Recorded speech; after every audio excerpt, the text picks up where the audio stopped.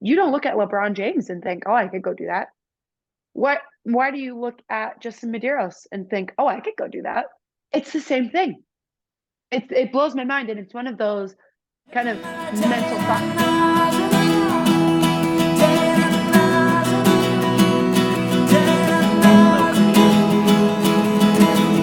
Rolling. Miss Bella Martin. Hello. Girl, you've been everywhere lately. Oh I my think goodness. I've I've seen been your everywhere. face like everywhere in the CrossFit space. But but I find it interesting, like Miss Bella Martin, is that like a branding of yours?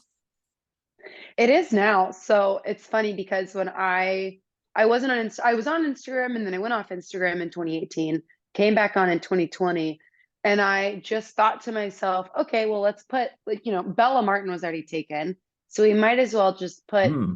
a title in front of it. I'm not married, just me. So I figured, okay, Miss Bella Martin sounds professional. I figured I was going to be more of a actual career corporate professional. So I figured, there we go. That's good. You don't see someone's name on Instagram, Miss Bella Martin, and think they're crazy or, you know, that sounds professional and respectful. And then here I am. And I probably could have come up with something a lot more clever and creative, but it's fine. We're Miss Bella. We're good. Why did you leave the Instagram bandwagon? So I went off social media because at the time I was in grad school or I was in undergrad still, and it just didn't really serve me. It was really time consuming. And it was still when most people Mm. were kind of posting for the likes of everything. There wasn't, I mean, TikTok hadn't come up yet, Reels hadn't really come up yet. So it was a lot of just still pictures, and so much thought went into, okay, what's going to get me likes?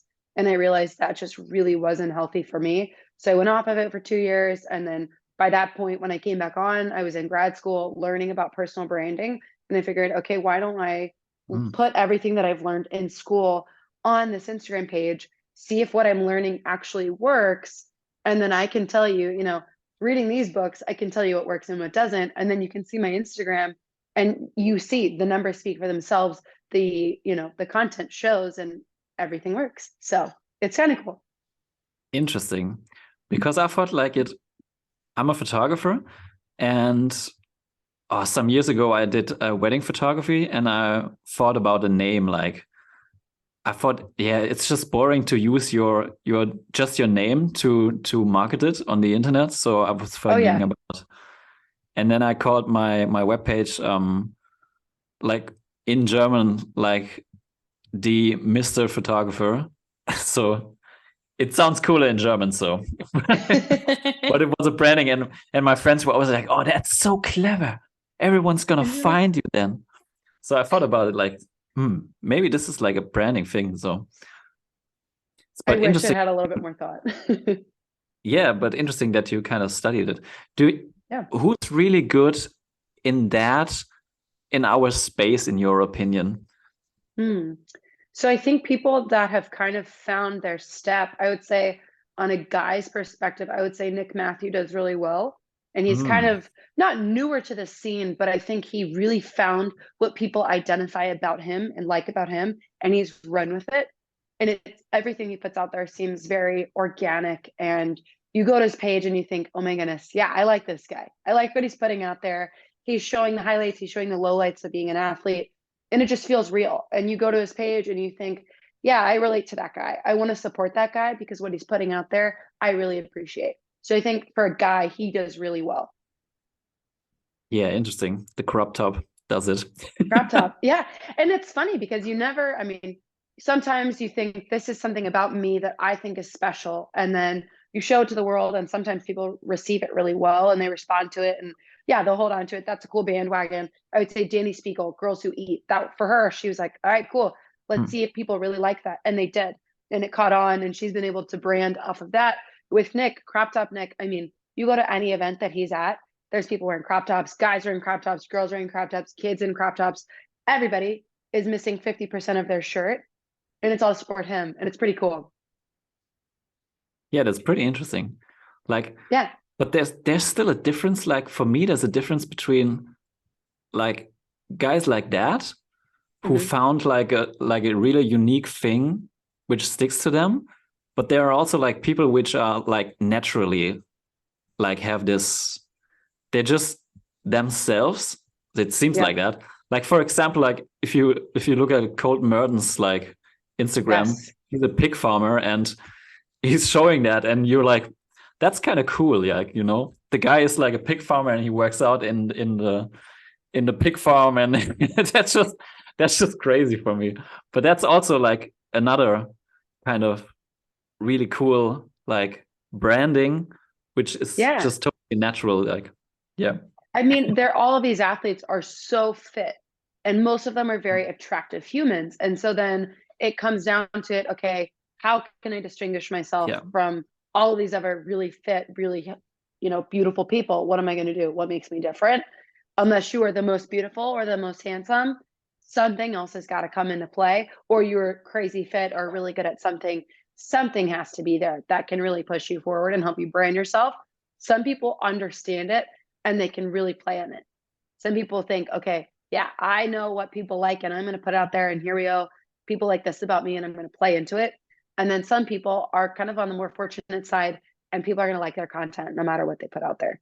People like that they're fit, people like that they're attractive, and that's all they need to do. Lucky for them. There's a lot out there. Lucky for them. Not everyone is as fortunate, but I mean, it's nice. You can't complain. If you don't have to try as hard to build that brand and build the fan base, good for you. But some people do. And if you need help, there's people out there that we kind of can help point you in the right direction. Yeah. And it's also like really interesting. Like tomorrow I have Snorri Barron on, like the agent of, I love him, of really like a lot of European athletes. Yes. And one of my main questions will be if there's like more money in like marketing and branding athletes than actually like competing. Like, because of course there's a lot of money on the line at events like Wodapalooza and Dubai and things, but only for like the really, really top of the spear. So that's kind of really interesting for me if there is yet really like big money in marketing like athletes. So there is. And so Snorri is one of those agents that I actually really look up to. And I was fortunate enough in Miami to spend some time with him. And really, I mean, we got to talk about branding and athletes and the difference between the States and European athletes and where the money is. And I will tell you, we would both probably agree. You'll talk to him about it tomorrow, but we both agree that the money's in the marketing.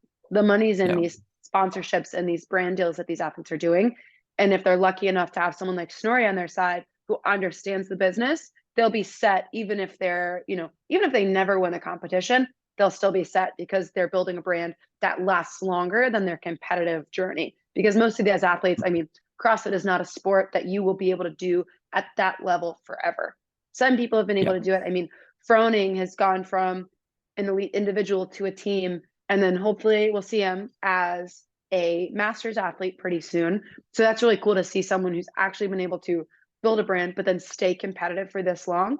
Most people are not as fortunate. So most people definitely do have to kind of lean on that brand that they've created as an athlete as they're building that fan base, and all of those sponsors that they're meeting in between the times. That's what they're leaning on.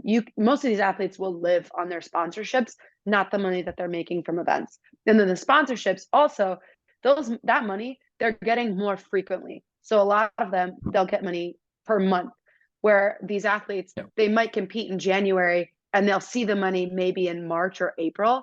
So imagine if you're trying to live off of that, you're really not in a position to thrive in any way if that's all you've got going for you. And you can't plan it. Like, no, you can't. You just enjoy yourself and your whole season is gone and the whole paycheck is gone. Whole paycheck's gone, and you're trying to figure out, how am I supposed to live? How am I supposed to go compete again? Because it costs money to compete. Most of these athletes are paying registration fees, they're paying travel, they're paying everything. And then they have to bring an entourage of sorts with them so that they can recover. Someone else can manage their food. It's expensive to do CrossFit at the elite level, at the affiliate level. It's expensive to do CrossFit. But if you got sponsors, if you have sponsors, you can do it, and hopefully they're pretty generous with you. Do you think like people would be surprised which names are on top of that like branding list? I don't think people will be surprised when you look at the brands that are giving out money. So when you see a tier sponsored athlete, you can kind of put it together that even if that athlete is not at the top of their game or at the top of the podium, they're making a lot of money because Tier's putting a ton of money into the sport. They're putting money into the events, they're putting money into the athletes, into the merchandise, they're putting money everywhere. So you know those athletes that are getting signed by them, you know they're getting taken care of. You know, brands kind of like Rad or Innovate, you know those athletes are getting taken care of as well, because you can see those names and you know kind of not reputation, but you know where they're at, and you know they're not going to accept anything less than X amount. So then you can kind of also put those things together. I think where it kind of comes interesting is when you get to not that top tier anymore, but that second tier of athletes that work with a lot of brands, but not necessarily getting paid from them, that are doing these kind of commission deals where, yeah, I have a discount code. You can use my discount code if you want it. I'm an affiliate with them. We work together.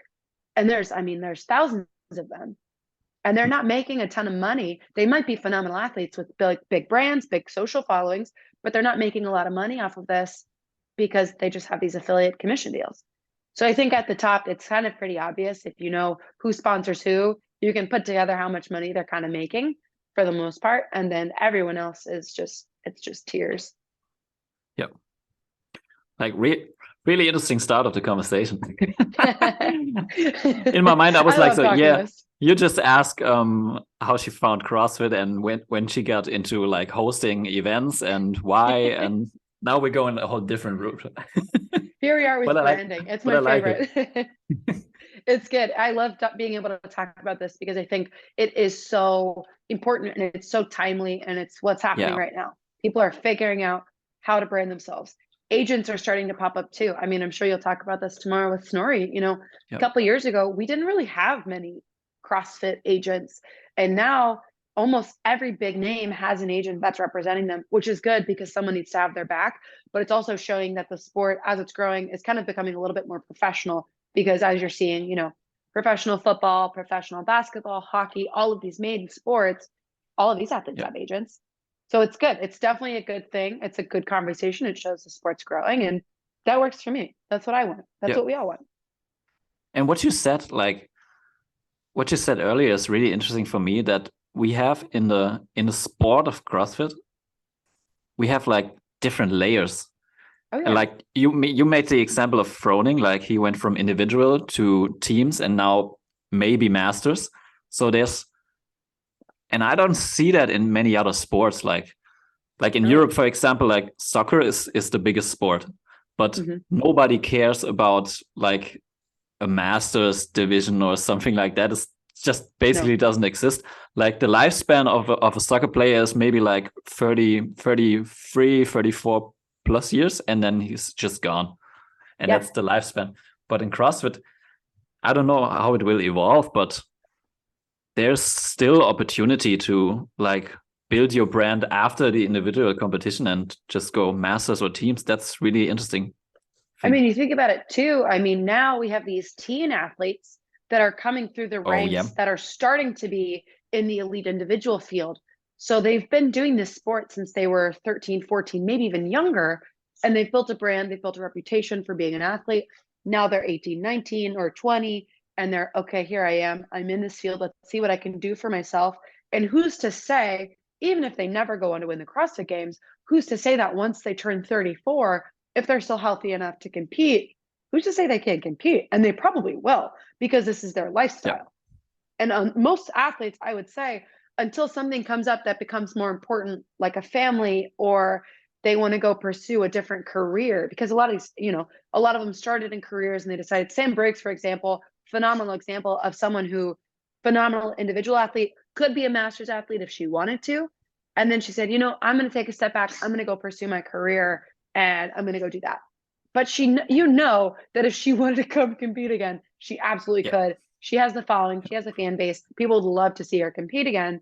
So it's, I mean, the lifespan of a CrossFit athlete, we don't really know how long they have yet. We'll see. I mean, when I would say, if someone like Olivia Kerstetter, watching her, when she decides she's done with the sport, that's how you know how long the longevity is for the sport. Yeah. Because she started as a kid and she's not even, I mean, she's right there at the youngest point of being an elite individual. So we'll see how long she lasts and kind of that journey for her. I think she's a really good case study to see, okay, what does it look like to be a true career CrossFitter? What does it look like? Yeah, interesting. How old is she now? 17, 16? I don't know. She's 17, I think. I think she's is she 17. 18? No. I don't think she's 18. That's ridiculous. I think she's still a teen. Yeah, I think she's still a teen. So she's still, I mean, this Open, she'll have the opportunity to decide what she wants to do. So yeah. Yeah, that's really interesting. We didn't have the chance to see this. How far like a 16-year-old, if you want to do that. If you want to do it, cool. If you can do go it. for it. If you can do it, that's the thing. I mean, it's everything. It's your body. If you can physically handle it, if you can financially handle it, all of these things. So it'll be interesting to see in the next, 10 years, see what happens. And especially like for women, like, do you want to have a kid? Do you want to have a family? Yep. Or can you start like after 30? Do you think Tia's coming back? That's really interesting for me. So after she gets the child. I hope for her, if she wants to come back, I hope she's welcomed back. I think with Tia, she is such an icon and such a legend in the female side of things.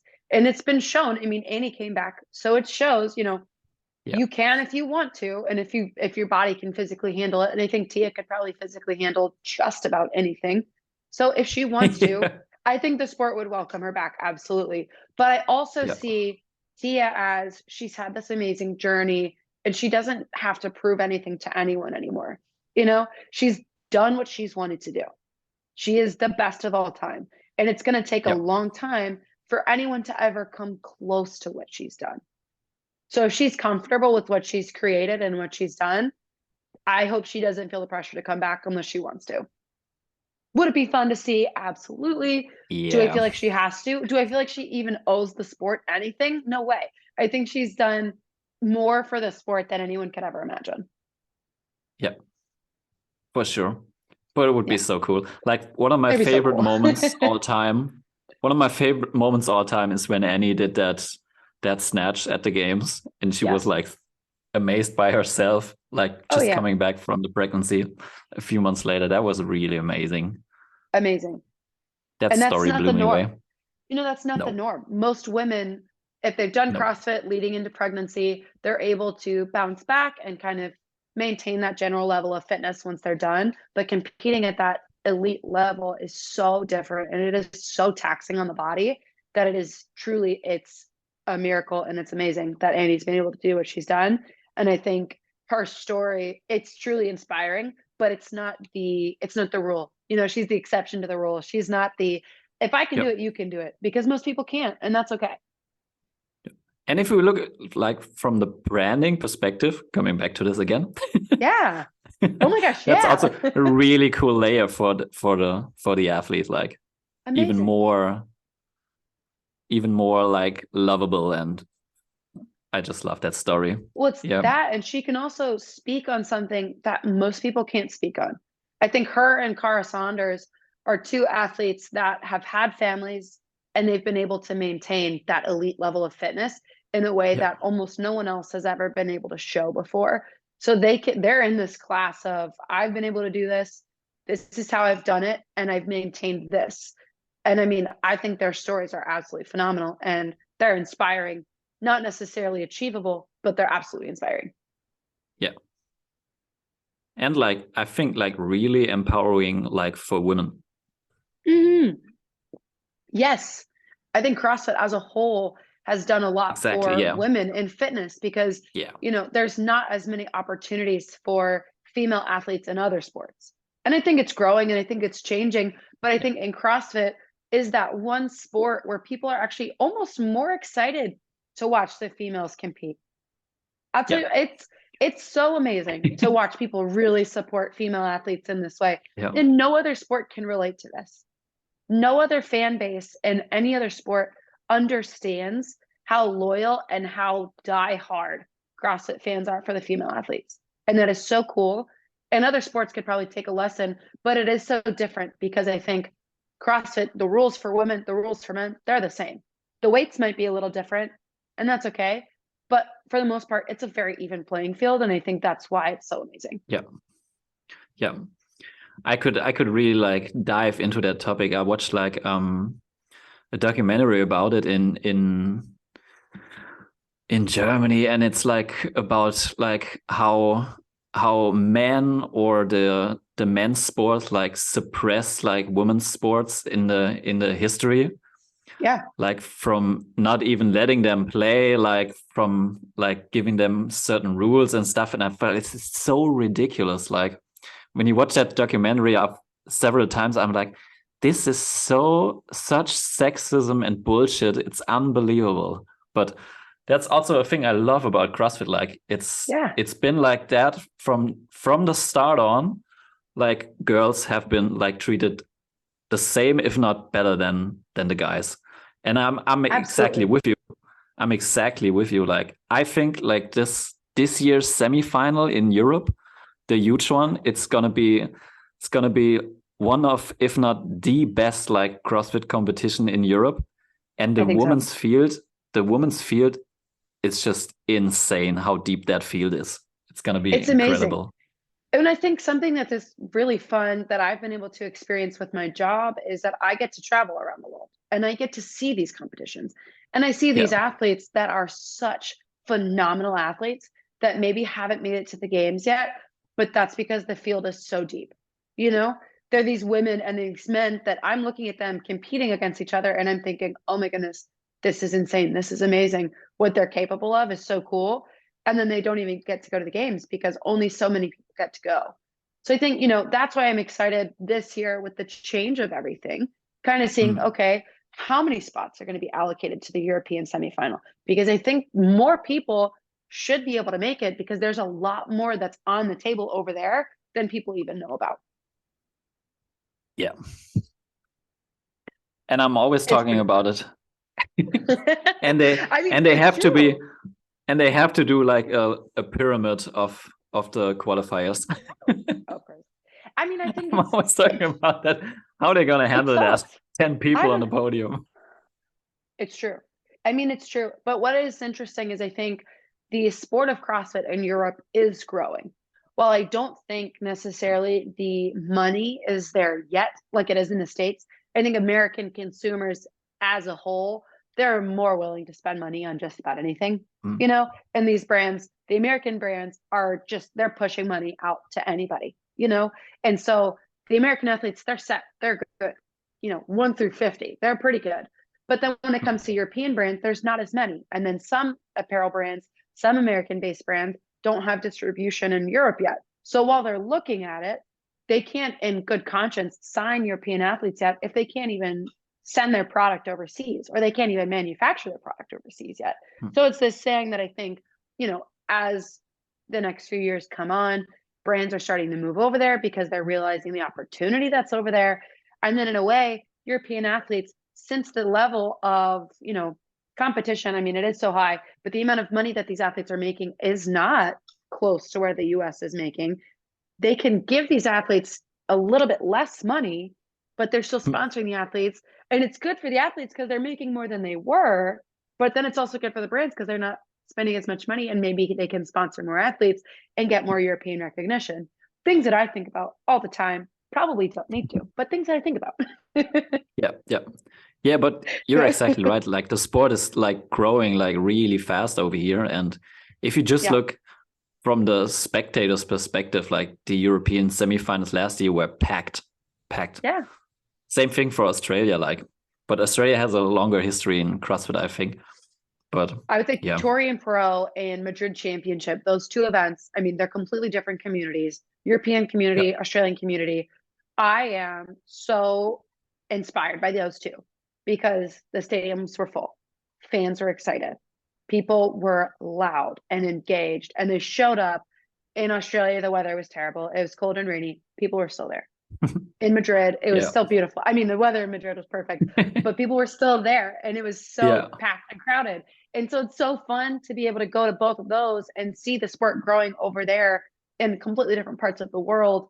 And then knowing, okay, cool, we're all going in the right direction. I see it in the States, we're moving in the right direction. I see it in Europe.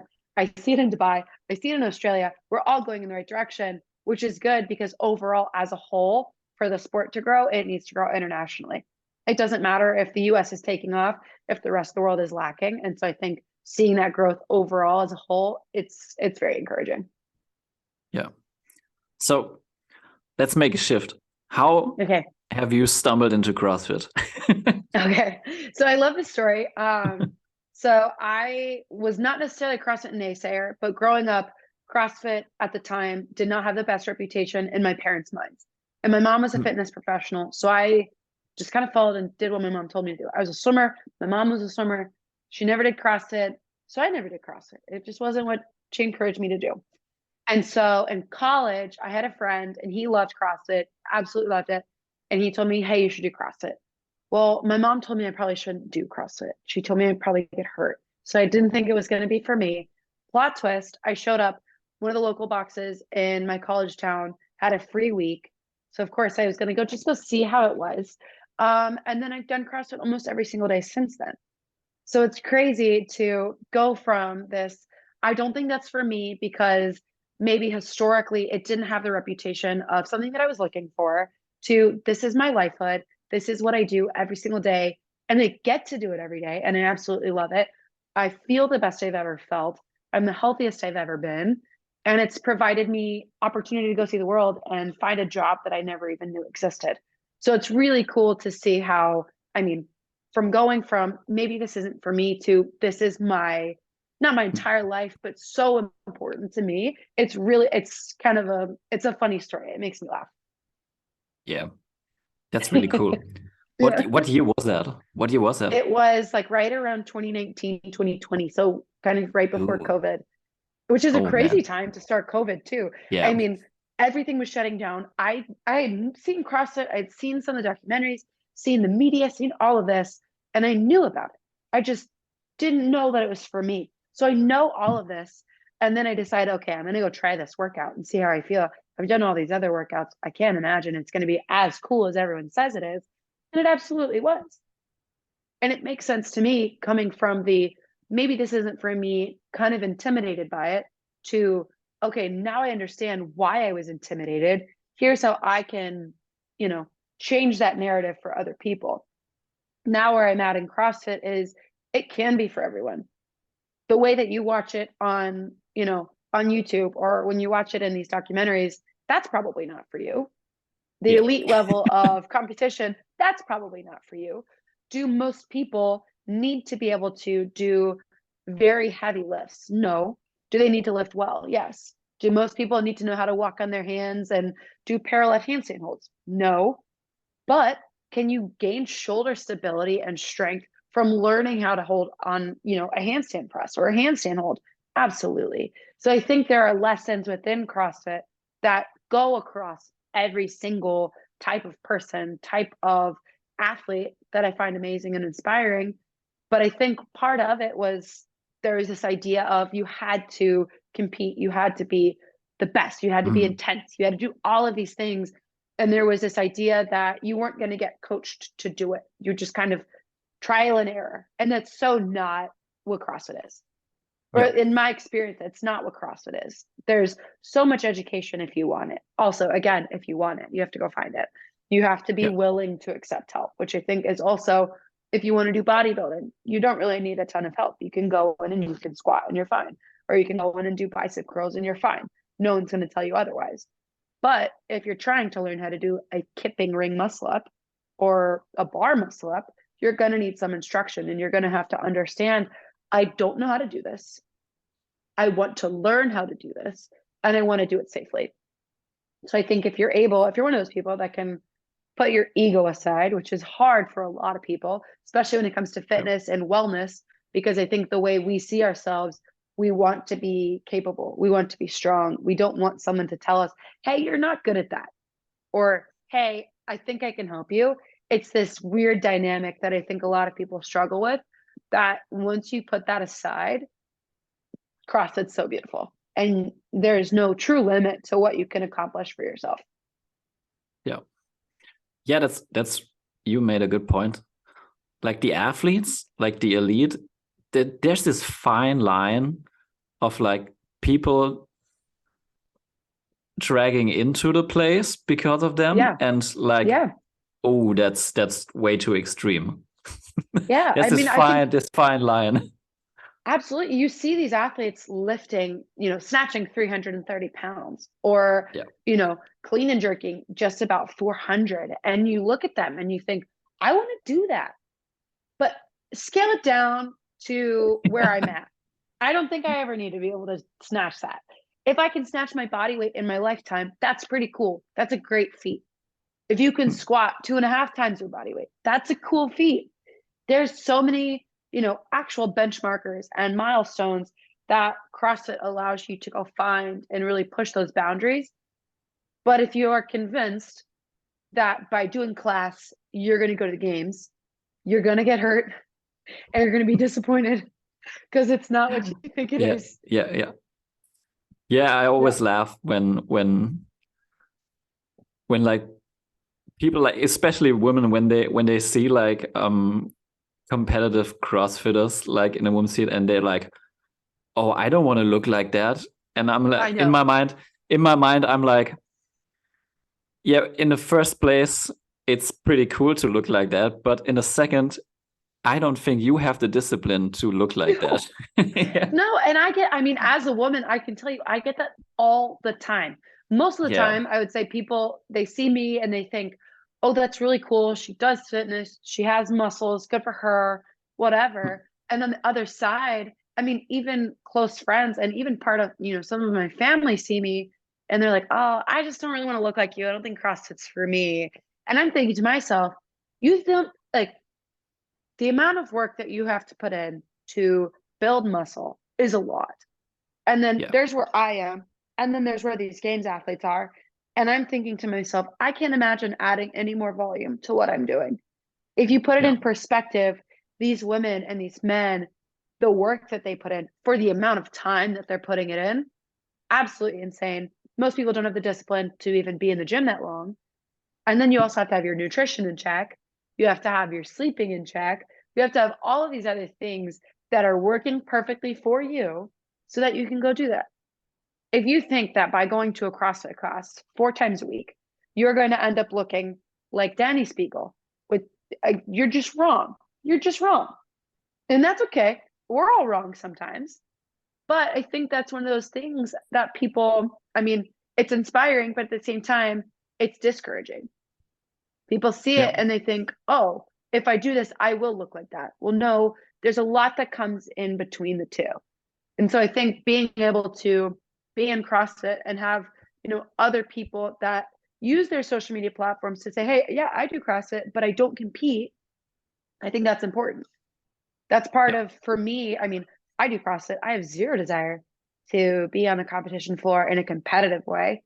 I love CrossFit and I love pushing myself and I love the program that I follow, but I don't want to compete.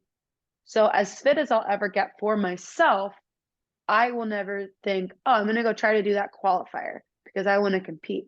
And I think that's a really healthy thing to understand. That's where I am. And that's my CrossFit journey is I don't want to compete, but I'm still going to go see how fit I can be.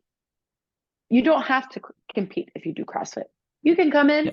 and you can just do class. You can go do a half marathon. You could go do a full marathon. You could do charity competitions. You could do whatever you want. The journey's there for you to choose, but you don't have to compete. If you want it, And yeah. if you want it, it's absolutely there. It's expensive, but it's there. That's, I mean, and that's something that again is different about CrossFit than other sports. If you like football, European or American football, you can't just say, I'm going to go to the professional league. You're an 18-year-old boy and you're thinking, yeah, I really enjoy kicking a football. Okay, I'm going to go play in a European league. I'm going to do this. You probably won't. You probably won't. You could play rec league, maybe if you're good enough, get kind of like a club league, but that's about it. Same thing with basketball. Cool. You like playing pickup basketball? That's nice. You're probably not going to get picked up by the NBA. Probably not.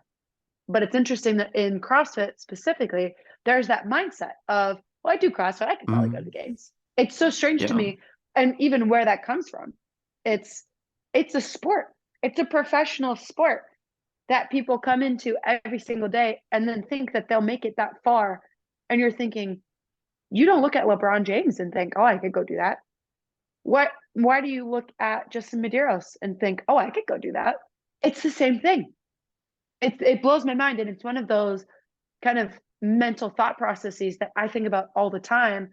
And then I still don't have an answer to. I don't think anybody truly has an answer for it, is why is professional CrossFit still not seen as this is a professional sport?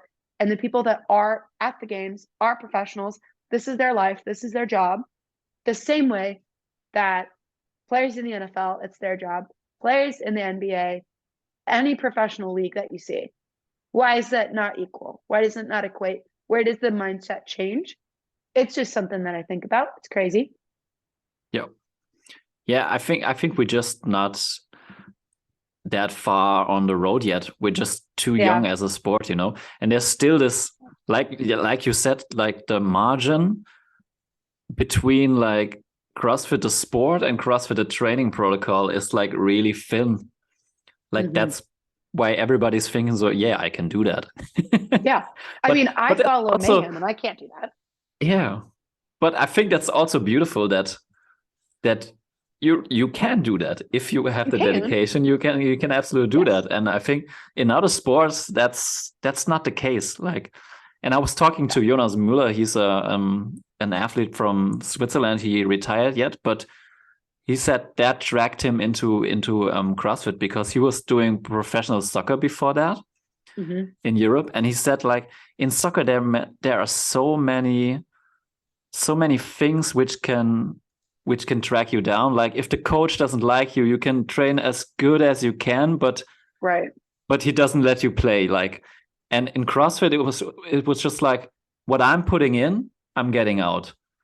And if I'm fully dedicated, it's gonna be that what I earn. Like, I earn what I planned. Like, and he really liked that about the sport, and I think that's really cool. I agree with you. I mean, it's truly that idea of it's you versus you, because you're the one putting in the work in the gym.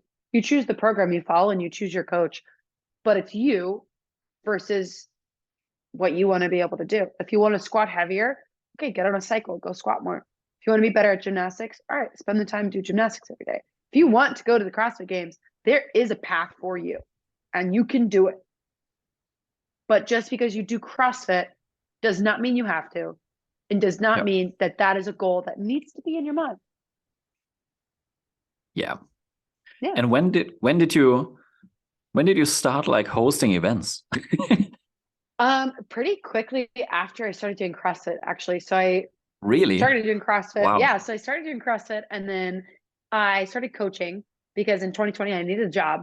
And so I started coaching at my local gym, and one of their members said, hey, I'm an MC for this, I've done CrossFit events, I do fitness events. I think you'd be really good at this. And in my mind, once again, me thinking that's probably not for me. I thought, I don't really know if I'm good at speaking to people in that way, or if people will like me, or if I'll be good on a microphone. It's all of these things in my own mind. That's just self-doubt that, I'm a very confident person. I don't know why I didn't think I couldn't do it. And so I started doing Hyrox events in 2020, maybe 2021. Oh, okay. And then snowballed. It absolutely snowballed. So my favorite is, so if I'm Hyrox is this thing where Hunter McIntyre like destroys everybody, isn't it? Yes, I love Hunter McIntyre. All right. Good human, good guy, crazy athlete. He is just in a league of his own, honestly. And a great brand too. Great brand too. Yes. Like, great story. Talk about someone who figured it out and is like, okay, cool, I'm gonna do that. And I mean, he's had his own little stint in CrossFit too. Yeah. He technically went to the games. You know what I mean? He's done everything. Yeah. And so I started doing Hyrox events, and then did a couple CrossFit events, met a friend, and he was a photographer. And I said, hey, I really want to do Wodapalooza. How do I get involved? How do I just volunteer my time? And he was like, oh, girl, don't worry. I got you. I'll connect you. And so last year, so 2022 Wodapalooza was my first major CrossFit event. And I volunteered. That same year, I did Torian Pro, I did the Madrid Championship, I did the Dubai Fitness Challenge, I did all of these major events, plus many other local, and I was in Canada, I mean, everywhere.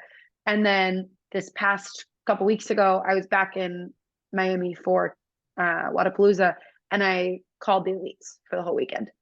And so being able to see, that's where I like a clear I started. And this is where I am a year later, because I love what I get to do and I care so much about it. And the community has been very supportive of me, from the, production side of things to the media to people in the community and the athletes. Everybody has been so supportive of my journey as an MC. It's been amazing. And so it's really fun to think, okay, so that's what we did in the last year. What are we going to do this year? I mean, it just continues to grow. And that's exciting for me I'm only 26. And so being where I am, seeing where the sport is right now, I mean, the sport is growing, and I hope to just continue to grow with the sport as it continues to become a professional sport that's respected as a professional sport. In my mind, I see having MCs that are constantly at the major events, a face that you think, okay, if they're there, that event, that's important. That's a big one. I know that's important because they're there. Same thing when you see, NFL commentators. You see they're there, then you know it's a real thing. You know it's a real game. It's the same kind of mindset that I'm hopeful that as CrossFit grows, the media that goes along with it kind of also builds and develops too. Man, what a journey so far. I know, it's wild.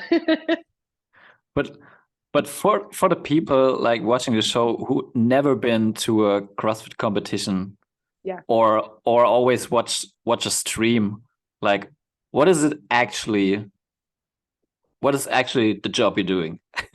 So for me, on the front end, so before the events start, it's a lot of research on the athletes that'll be there, the event, what year is it, what matters, is there something that makes this event special? I would say this past Wadapalooza, Tier was the new sponsor. And so we really had to drive, okay, it was a Tier Wadapalooza. It's not Noble anymore. It's Tier. It's a big deal. Let's bring this home. So understanding who's sponsoring it, things like that. So a lot of research on that end, and then workouts. What are the workouts? And then deciding, okay, based on what I know about these athletes, here's how I think it's going to go. So that when I'm out there on the competition floor with a microphone in my hand, I can call the action, but then I can add color to it. Not necessarily required of the job, but I really think, at least for me, when I'm watching CrossFit events, I can watch it myself and I can see what's going on. And I don't necessarily need someone to tell me, okay, they're on 10 reps. Yes, I'm watching them. I can see they're on 10, but I want to know why it matters. I want to know if it's impressive or not. I want to know if that's a PR for them or not. I want to know all of these extra, just colorful details. And so that's something that I've taken and I've thought, okay, how can I be better at my job? And how can I be better for the sport? And that's something that's really important to me, is doing this extra research on the front end to know these things, so that when I'm out there, people are sitting there and like, man, that's an interesting take. Okay. Yeah. Or dang, okay, I didn't even know that they could do this. Or wow, that's impressive. I want people to be excited and kind of have that connection to it. Because if you're just watching it, it's just, you're watching someone do fitness. And you do fitness all the time. So I want to give you a reason to be excited about it. And so when I'm there, once I get there, it's just kind of sound checks, making sure the microphone sounds good, getting the schedule, figuring things out.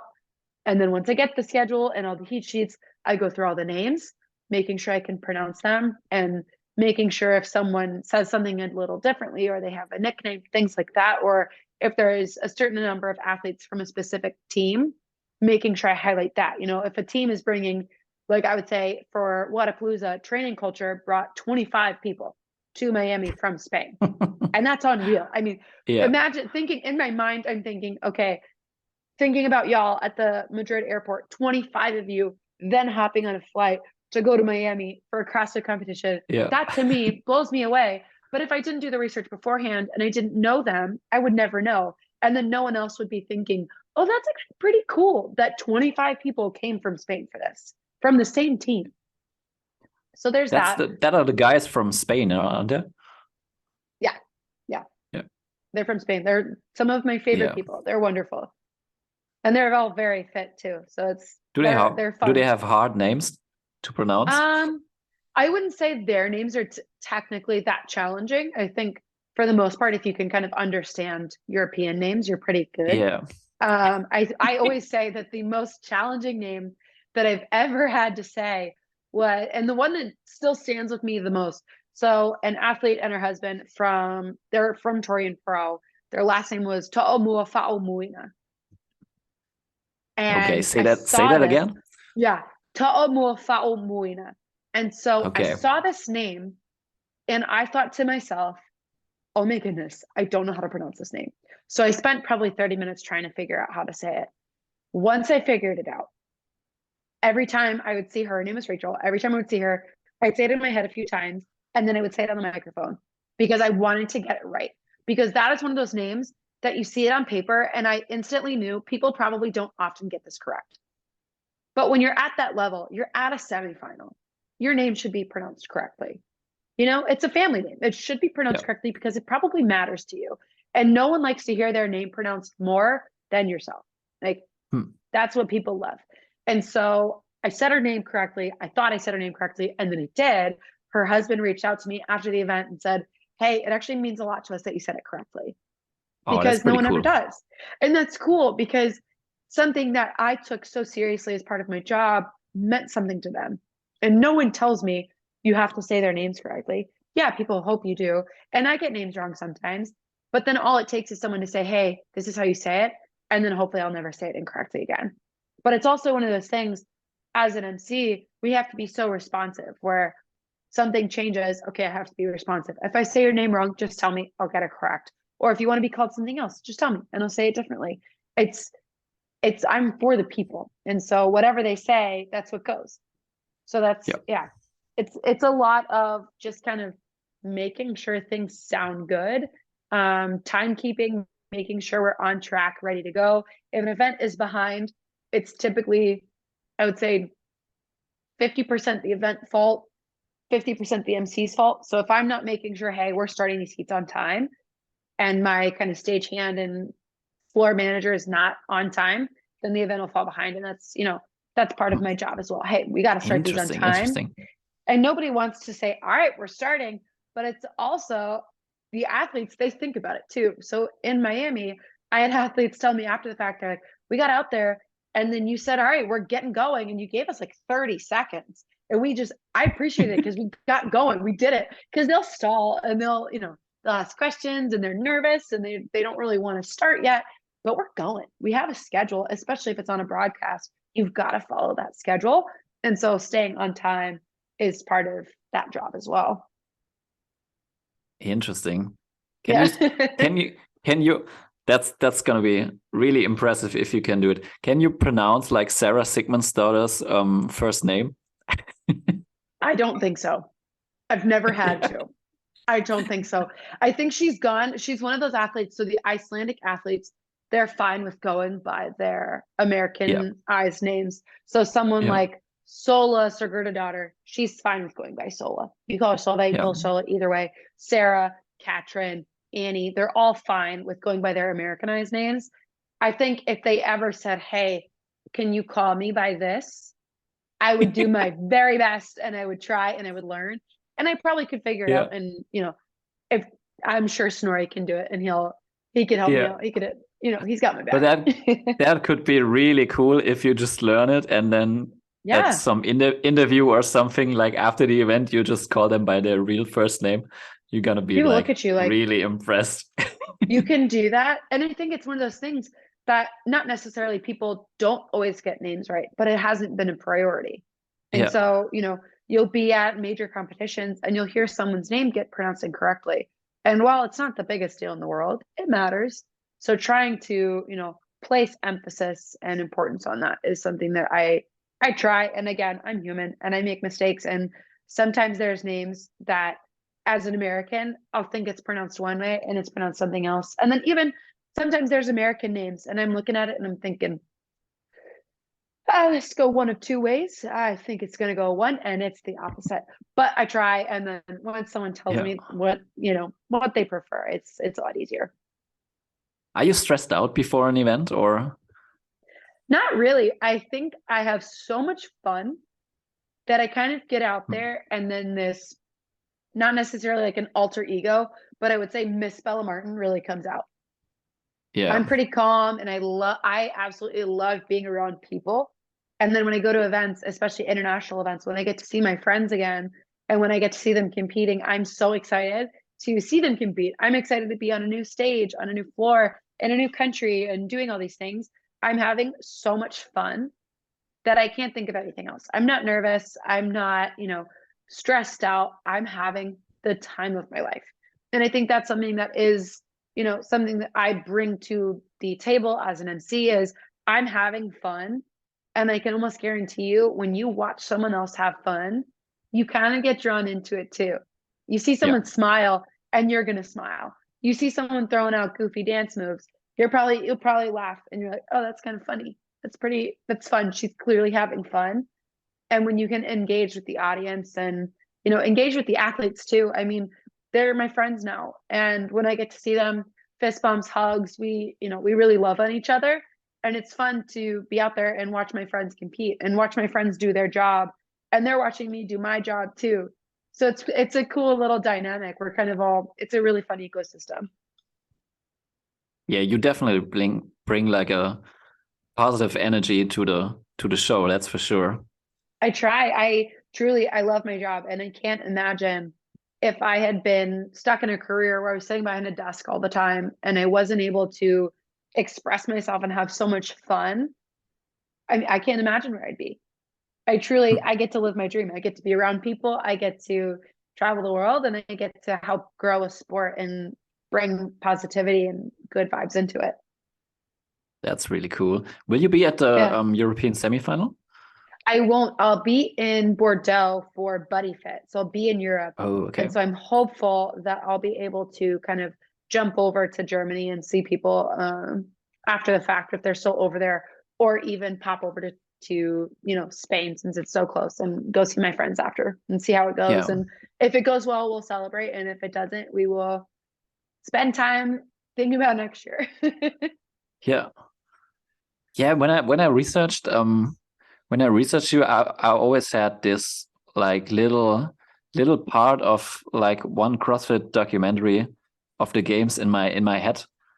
It's like, I don't know which year it is, but they visit like Dave Castro in his like planning office, where he plans all the events, and then he says something that in the old days it was really hard to even know what's going on the floor, because everything was so new and it was just chaos. Yeah. And a huge part of the games is to make it like obvious who's leading who on the floor, and to make it like a really watchable sport, and that he's making a lot of plans into this. Do you think they do a good job at this? Like, if you're at an event, is it like easy for you to see who's leading who, or is it sometimes like you're on the floor and trying to figure out what's going on here? So it depends on the event. A lot of times you can know who's leading and it's pretty easy. So I'd say, for example, in Madrid, there was an event with dumbbell thrusters, and then they had to put the dumbbells in the sled and then they had to push it. And so, once the athlete's done with the thrusters, they're going to put it in the sled and they're going to push. So you see it, and my dog just decided he's going to take a nap. Yeah, he's ready. He's comfy here. So, there's a lot of times it's pretty easy to follow the floor. In Miami, there was one team event where they had two athletes that were doing a hold, and then one athlete was doing, I want to say it was like 12 or 10 rope climbs based on the gender. And there's 15 lanes, and everyone's in a different order. And, you can't really tell where anyone was. But what they have at Wodapalooza, and what they actually have at the games as well, are these tablets that they use for the broadcast team. So you can see what's going on. So the broadcast team can tell the people in the booth who's talking, hey, here's what we're looking at right now, but then also which cameras I should be pointing at. And so for this specific event, someone from the broadcast team handed me a tablet and he said, here you go. This is the magic. Have fun. And so I'm looking at this and I'm like, this is me. This is my job to know where everything is. But instead of having to kind of look around, look at judges' cards and kind of try to figure it out for myself for this event that was so not hectic, but there was a lot of moving parts. This told me everything that I needed to know. And it's something they have at the games as well, is if it's one of those events that you can't tell where people are. For a sprint, you know where people are. For a lift, you can tell how heavy a bar is. They've got the cards, they can tell you where they are, or they have the chest piece, they have to move the pylon, whatever it is. Typically, the sport has been gamified so that you can see where they are and you can see the leaders, whether you're on the floor or you're at home. Sometimes it's not as easy, but there are tools so you can be successful. Yep. And then sometimes, even crazy enough, sometimes things happen so fast that someone who you're not even focused on because you're looking at the winner comes and they take over and then they cross the finish line and you've been looking at this person the whole time and you're thinking, well, where did you come from? And that happens, but that's part of the sport. That's part of the excitement of competitive fitness is, oh my gosh, anything can happen. And at any time, someone else can take the lead until the event's up, until it's done. Yeah, exactly. That's when I think about it, that's also like gonna be really interesting at the semifinal because 10 people are going. 10 people are gonna qualify. And if they are running it in the same format like they always did, like a heat is like 10 people. So not only the final heat will be interesting to watch, but also like the second heat. Yeah. And it's gonna be really fighting the whole time. Yeah, when it comes to the last workout and to the qualifying spots, like I think like placement like 5 to 15 is gonna be really close, and then it's gonna be chaos. Like the last two heats of the weekend.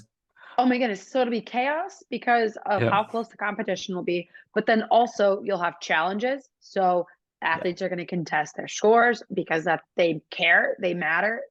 I go for it. It's part of it. Contest your score if you don't believe it. But then also you'll have everybody who's in a spot of contention that's going to be drug tested. So you're thinking, hopefully nobody gets popped. But if someone does, you have to wait for all of that. Everything changes. Everything changes. So there's so many moving parts. Congratulations to top 10, but it's not final until CrossFit says, this is who's coming to Madison. Yeah. Do you have any like favorite moments from competition so far? Like, have you seen stuff which just blew your mind on the floor? A couple things. So I think this past Wadapalooza, I was able to see Guy, he almost clean and jerked 400 pounds. And it was beautiful. And it was so funny too, because I'm sitting there, I'm standing next to him and I'm looking at him thinking, come on, just go for 400. Come on, just do it. Come on. Yeah, no, it was still a PR. It was the PR for him. Still a PR, but I'm sitting there and I'm trying to get everybody in Tina Hills chanting, come on, 400, let's go. Because I wanted to see something that exciting and unreal. It was still exciting, still unreal, amazing. We saw a lot of athletes front squatting 430 plus for 2, which is unreal. And then I think a memory that will always kind of stick with me was at Torian Pro when Tia won. She ran away with that entire event, like all weekend. She was absolutely crushing. And it was really fun. It's kind of watching a hometown hero come back and, she's just doing what she does as a phenomenal athlete at home. She hadn't been at home in a while. And it was just beautiful. Everything worked well. And she looked happy. And it's one of those, those memories when you watch someone succeed at what they love to do and they're surrounded by the people that matter to them most. There's nothing better than that. If it has nothing to do with me. And it was still amazing. And then also I will say probably one of the most emotional memories was this past Dubai. Fabi, he won Dubai and he's got a crazy story. He qualified for the games, didn't get to go because it's 2020. And then in the past, he didn't make it last year, comes to Dubai, and he won more money in that weekend than he's made almost his entire CrossFit career. And I looked at him and he was tied with Brent. And so, or he was tied with Moritz. And he looks at me and I looked at him and I knew he won. I knew he won because I already had seen the results. I knew he won because he had won more events. And so I looked at him and I said, Fabi, you won.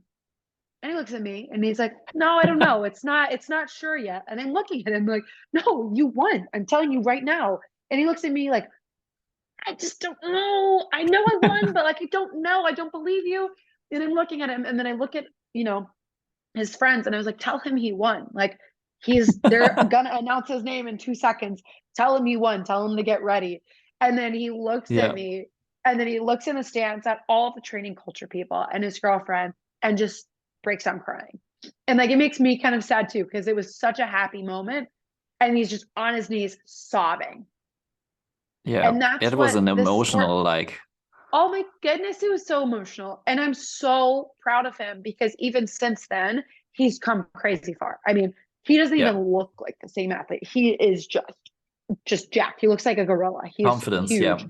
And it's the confidence. It's okay, I can do this. I belong here. I don't have to keep fighting for, my spot anymore. I can do this. So for him, I mean, I'm excited to see him at semis. I'm hopeful that he makes it, and because he deserves it. He's a phenomenal athlete. So that, I mean, I met them in Spain and I didn't really know the training culture crew that much leading into Dubai, and then spending a ton of time with them in Dubai. I mean, they've become some of my favorite people. And then they came to visit me after Wodapalooza. They came to hang out with me in Austin. And so now really? they're kind of my family now. And I love them and support them so much as a community, as a crew. Yeah. So it's fun when they succeed because I'm just happy for them and I'm proud of them. Yeah. The Spanish people are just like, they're really cool. They're so cool. Don't tell them that. They don't need to know. I can totally see this. Like I walked, I don't know. Do you know the Camino de Santiago in Spain? Yeah. Like this pilgrimage path. I walked it like 3 times in my life. And I think it was the second time I walked alone. I started alone and then I met like a group of Spanish people, like 10 people, and I walked the entire way with them. It's so good. Like they're such good people. That's just like happy thoughts, and we always cooked at the evening stuff together and made music, and it's just so great people. So great. Some of my favorite, and they're so good to me too. They support me and they're always happy to see me on the floor. So it's fun. I mean, that's just part of my job. I get to go around the world and then they become my friends and my family, and then we see each other and it's this big reunion, and I'm just excited that they get to compete. I'm excited that I get to be the one to call the action. It's pretty fun. That final in Dubai was crazy. I was watching it on a stream and I was like, oh, Brent's going for it. No, he fails. What is he doing? And then Benito won and he was like really emotional at the end. And I was like, oh, where's Phoebe coming from now? And oh my gosh. Moritz, I truly watching, but the thing is also watching them interact afterwards.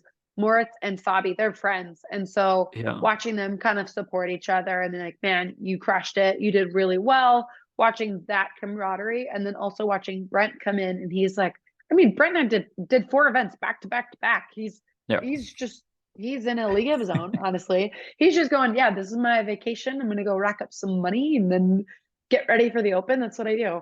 And so watching all of them interact, the entire thing it was really cool. Yeah. I think that's also cool about the sport, that in the end, it's on your own what you make. Absolutely. Like you can't like control what other people are doing, and you just have to go for it. Yeah. And I think if you want it, it's yours. Yeah. Yeah, that was a crazy finish. And what you told about Torian, like I don't think people realize how damn impressive that performance from Tia last year was. No. Because if you look at second place, like Kara Saunders would have dominated every other semifinal with that performance, and she was second, and Yep. not even She's close second. to Tia. It was No, that not was even insane. close. And that's the thing. I mean, you know, we talked about it earlier. If Tia comes back, amazing. Good for her. She'll always have a spot in the sport. But she is that athlete that has achieved so much that it's just, she'll always be there. She'll always be that legend that was able to do that. So, yeah. Bella, amazing stuff. I'm almost at the end. I have a speed round at the end of every interview. Oh, let's go. Those are my favorite. I'm just gonna throw questions at you and you answer as fast as you can. Okay, I'm ready. People First always one. do this to me and I get in trouble every time. Okay. No, are you gonna be fine? Okay. First one, snatch or clean and jerk? Snatch, 100%. Some fruit or no sugar? Some fruit. Fraser or Froning? Oh, no, someone always gets me in trouble. Fraser, because we have more of a friendship. Oh man, as a mayhem athlete? I know. So here's my thing is I've been to so many events with the Hard Work Pays Off crew, and they've been so kind to me, all of them. Matt, Sammy, O'Keefe, Jake Marconi, the whole team. And so being able to spend time with them, I just have that kind of a better relationship with them because Yes. I mean, if I was traveling with Mayhem all the time, cool, we'd do that. But I've been able to spend time with Matt and them, and I mean, he's been so nice to me. Cool. Next one, 100 burpees for time or 5K row? 5K row. Instagram or Facebook? Instagram. And last one, Tia Toomey or Iceland? Oh, Tia Toomey. No, that was easy. That was easy. That was easy. I love my Aussies. They're so fun. Bella, thank you for being on the show, man. No, this has been so much fun. I'm glad we got to talk branding. We got to talk everything. This is good. Yeah.